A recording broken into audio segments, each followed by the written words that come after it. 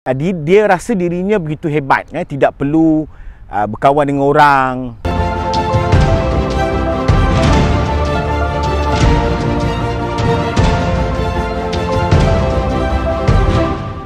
Okey, bismillahirrahmanirrahim. Assalamualaikum warahmatullahi taala wabarakatuh. Hari ini saya mengangkat isu mengenai tentang scammer. Scammer, hari ini saya nak kupaskan kenapa golongan ini selalu kena tipu. Ini kajian saya sendirilah, ini pendapat saya bukan pendapat orang lain. Pertama, mereka tidak bersosial. Tidak bersosial ni maksudnya ada dua cara. Cara dengan masyarakat dan juga dengan cara di media sosial. Itu saya katakan sosial. Sebab dalam Islam pun dia suruh kita kenal-kenal kan dengan masyarakat, bersosial. Bersosial ni bukan maksudnya kita pergi pub, kita pergi mabuk, kita pergi berjoli. Bersosial ni ada satu benda yang di dalam satu community.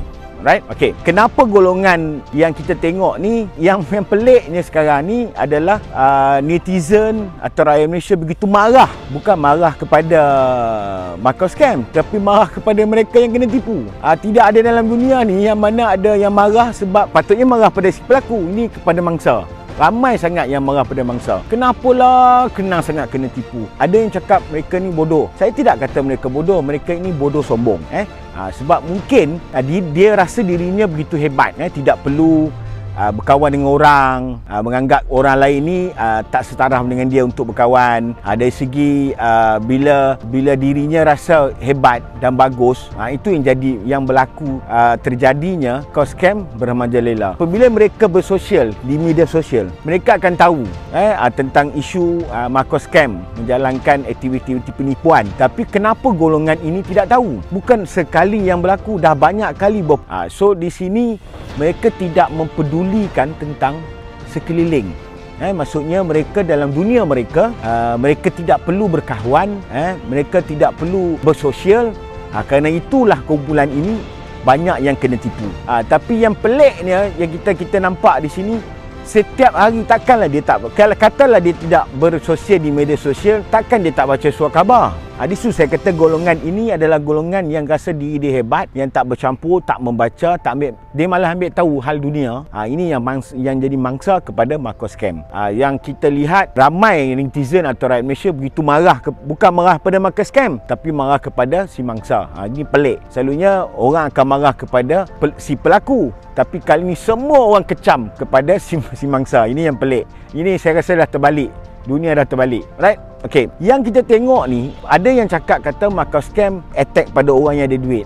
Tak, dia bukan pada orang yang ada duit. Dia akan buat secara rawak. Kalau kena orang yang berduit, yang saya kata tadi tu, tidak bersosial, bodoh sombong, tidak mahu bermasyarakat, tidak ambil tahu hal dunia, yang rasa dirinya hebat, golongan ini yang selalunya golongan yang tamak. Alright? Mereka ni ada duit, so dia tak perlu bersosial. Sebab kalau bersosial, ada kawan-kawan nak pinjam duit dia, dia tak nak bagi pinjam duit. Nanti kawan ramai-ramai, sekejap orang sikit pinjam duit, nampak? So mereka ini tidak mahu bersosial. Alright. So kumpulan ini bukan kebanyakan yang mengatakan bahawa macro scam attack pada orang tak ada duit, orang yang hanya ada duit. Tak, sebenarnya dia rawak. Siapa yang terkena lah. Siapa yang cerdik, dia tak terkena kan.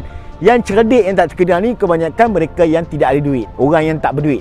Yang bodoh sombong ni orang yang berduit. Nampak beza dia di antara mangsa-mangsa yang terkena dengan macro scam.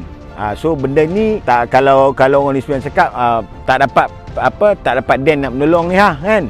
So maknanya diri sendiri yang sepatutnya lindungi diri sendiri daripada macro scam ni. Itu setakat itu saja perkongsian saya hari ini. Yang ingin saya simpulkan di sini, kumpulan yang kena tipu oleh macro scam ni adalah mereka yang tidak bersosial, tidak mengetahui hal luar. Mereka di dalam kelompok mereka, di dalam minda pemikiran mereka. Kalau nak kita katakan, boleh kita katakan katak dalam tempurung, bukan katak dalam gelas. Macam orang yang bersosial ni, dia seperti katak dalam gelas. Dia nampak tetapi dia tidak boleh sentuh. Dia hanya melihat. Itu bezanya katak bawah tempurung dengan katak dalam gelas. Setakat itu saja perkongsian saya hari ini mengenai tentang macro scam. Kita perlu bersosial untuk kita tahu tentang perkembangan isu semasa. Assalamualaikum warahmatullahi wabarakatuh.